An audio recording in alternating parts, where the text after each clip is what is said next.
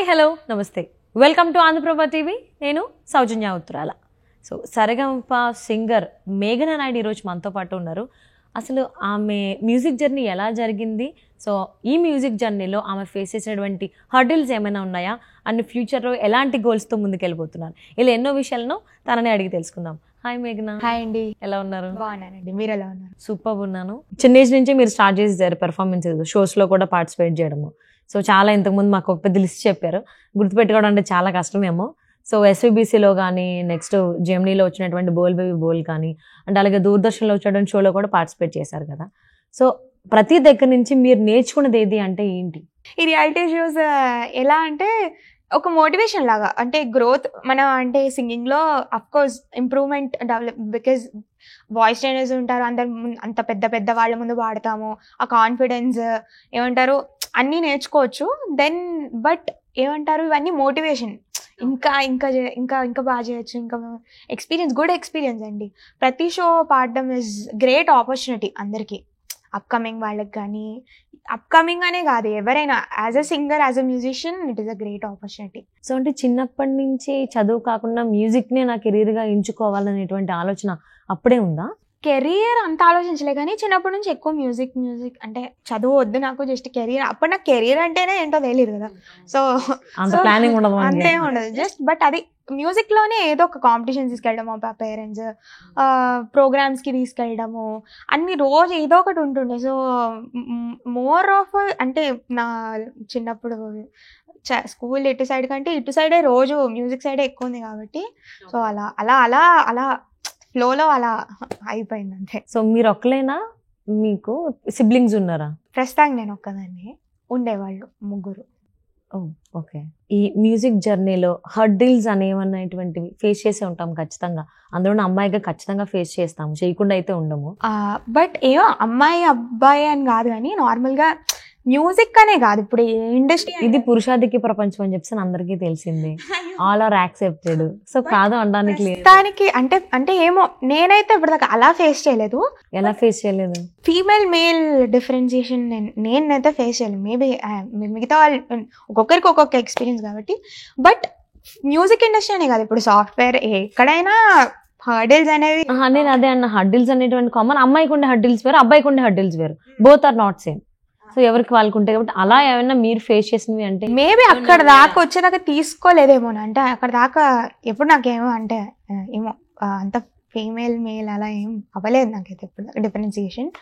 బాగా చూసుకున్నాను, అంటే నా ఫ్రెండ్స్ కానీ, నా సీనియర్స్ కానీ మ్యూజిషియన్స్ బాగా చూసుకుంటారు.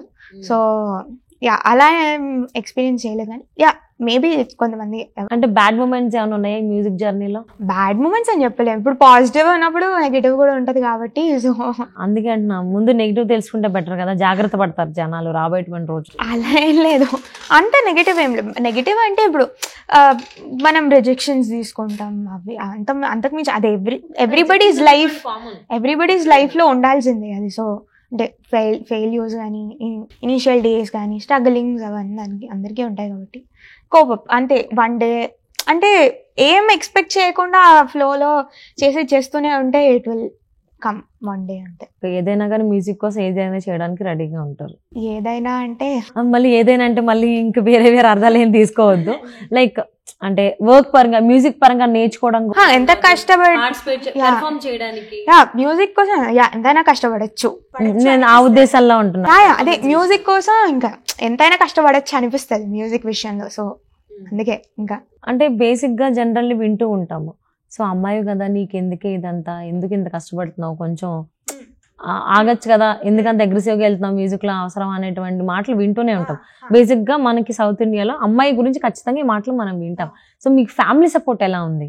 సో నేను ఒకదాన్ని, నేను ఒకటే చైల్డ్ని మా పేరెంట్స్కి. సో మా పేరెంట్స్ కూడా అంటే జాబ్ చెయ్యి, చూసుకోవాలి కదా, ఇల్లు జాబ్ చెయ్యి, ఇల్లు అట్లా ఏం చెప్పలేదు చిన్నప్పటి నుంచి. అసలు చదువు పూర్తిగా అంటే ఇంకా ఏం ఎంబీఏ ఎక్స్ట్రా ఎడ్యుకేషన్ ఏం చేయొద్దు, ఓన్లీ మ్యూజికే అంటే నేను కూడా ఫిక్స్ అయ్యా. అంటే చాలా మంది జాబ్ మ్యూజిక్ రెండు మేనేజ్ చేస్తున్న వాళ్ళు కూడా ఉన్నారు. బట్ ఏమో నాకు ఏమన్నా కొంచెం ఫోకస్ అటు వెళ్ళిపోయినా ఇన్ని ఇయర్స్ కష్టపడింది పోతుంది కదా, అంటే సడన్ గా జాబ్ లోకి వెళ్ళిపోతే ఇంకా అంత ఇయర్స్ నాకు ఇంకా మ్యూజిక్ లోనే ఇంకా నేర్చుకోవాలి, ఇంకా చేయలేదు. వాట్ ఎవర్ బ్యాండ్ కానీ లైవ్ పర్ఫార్మెన్స్ కానీ రికార్డింగ్స్ కానీ ఇండిపెండెంట్ మ్యూజిక్ ఏది చేసినా జస్ట్ మ్యూజిక్ లో ఉండి I will plan accordingly earning అని సంథింగ్ అని నేను కూడా ఫిక్స్ అయ్యాను. మా ఇంట్లో కూడా సో మమ్మీ డాడీ ఇద్దరు కూడా సపోర్ట్ చేస్తున్నారు ఈ విషయంలో. యా, మమ్మీ కూడా జాబ్ చేసేది అకౌంటెంట్ గా, నా కోసం మానేసింది పుట్టాక నన్ను చూసుకోవడానికి. సో నన్ను అన్ని క్లాసెస్ కాంపిటీషన్స్ అన్ని మా డాడీ ఆఫీస్ అలా మేనేజ్ చేసుకుంటూ వచ్చారు. ఇంకొకసారి ఏమన్నా పాట పాడతారా మాకు? షూర్.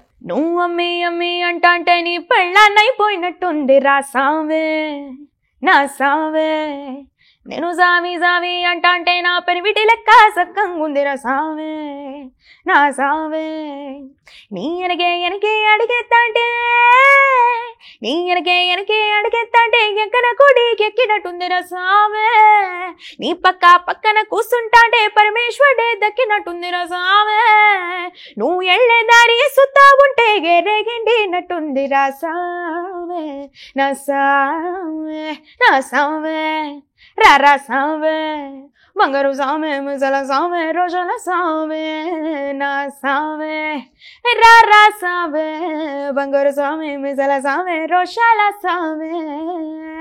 సూపర్ అసలు. అంటే ఇట్స్ ఆల్మోస్ట్ ఒక 20 years అనుకోవచ్చా మీ మ్యూజిక్ జర్నీ? నాకు 20 years. మీకు 20 అంటే ఇంకా తక్కువ, ఎందుకంటే 4th class లో స్టార్ట్ చేశారు కదా అని చెప్పేసి అని నేను 4 years నుంచి నేర్చుకుంటున్నా.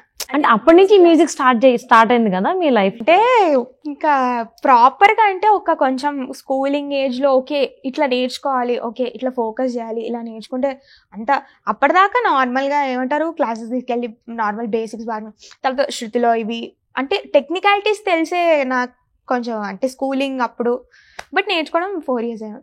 ఓకే, అంటే మీరు పెర్ఫామ్ చేసిన ఏజ్ వచ్చేసి మీరు 6th class లో ఉన్నప్పుడు? రియాలిటీ షో అంటే లేదు, 3rd class. పెర్ఫార్మెన్స్ ఎప్పుడు ఇచ్చేసారు? నార్మల్ ఇప్పుడు రవీంద్ర భారతి త్యాగరాయ సభ అలా అంటే నార్మల్ బయట అట్లా అంటే 3rd 4th లో ఇచ్చాను.